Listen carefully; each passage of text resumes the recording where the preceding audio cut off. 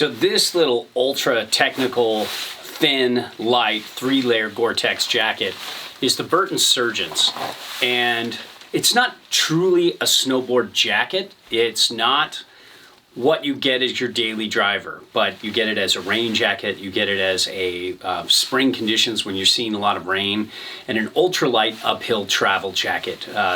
That's kind of what it's great for. It's great at the end of the season and on all the way through the summer if you live in an area like myself where you see a lot of rainy conditions. So let's get into the fit.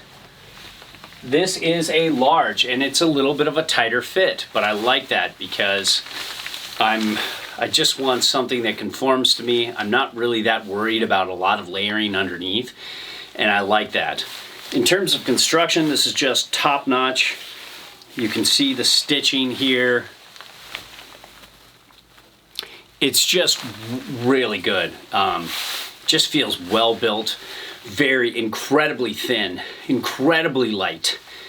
And one thing I just want to mention about the construction, this doesn't have that general like rubbery feel. This feels like all other 3-layer Gore-Tex jackets that you use. It's just really soft and smooth and just great on skin. So if you just got skin underneath going on in some places like I do, with like a lot of times in warm weather, I'm wearing a short sleeve and then it starts raining and you have this. As far as waterproofing and breathability, this thing is pretty bulletproof. I've had this in some just torrential rain, just as my grandfather would say, raining like a cow pissing on a flat rock. And this just repelled all the water. You could just see it beating down and off. Not beating off, beating. But it's really waterproof and very breathable.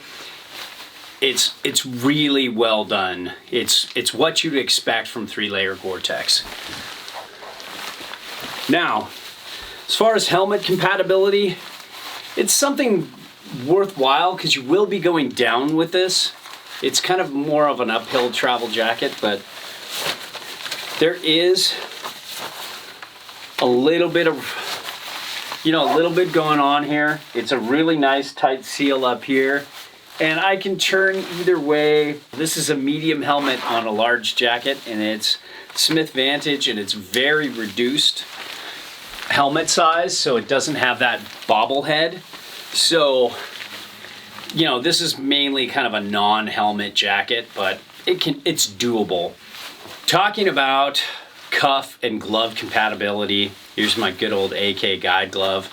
It's a little too much. I'd probably want to use the AK Tech leather, but I use the guide glove in every example, so I thought I'd throw it in here too. You can see it just barely fits over, even with this all the way open, and slides down.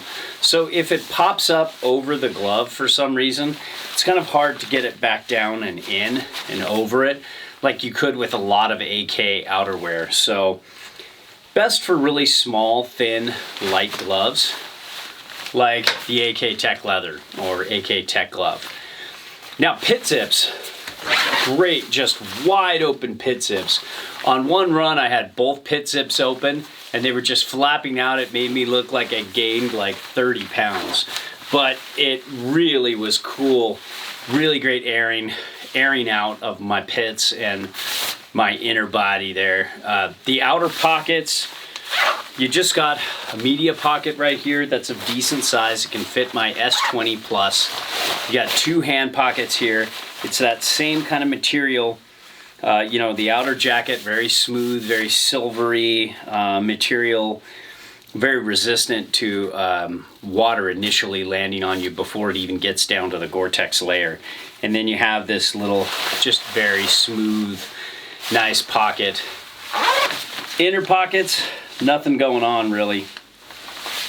It's just very minimalist, and you can see that liner is just amazing. It's just so thin and just so easy on your skin. It's just one of the best rain jackets I've ever had.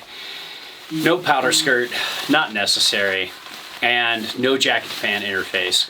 But overall, I just love the color. I love the way this kind of dances and changes in the light. And I love the fit. I love the waterproofing. And most of all, I love the feel on the skin. I've mentioned that multiple times, but that's what really sold me on this jacket. So there you have it.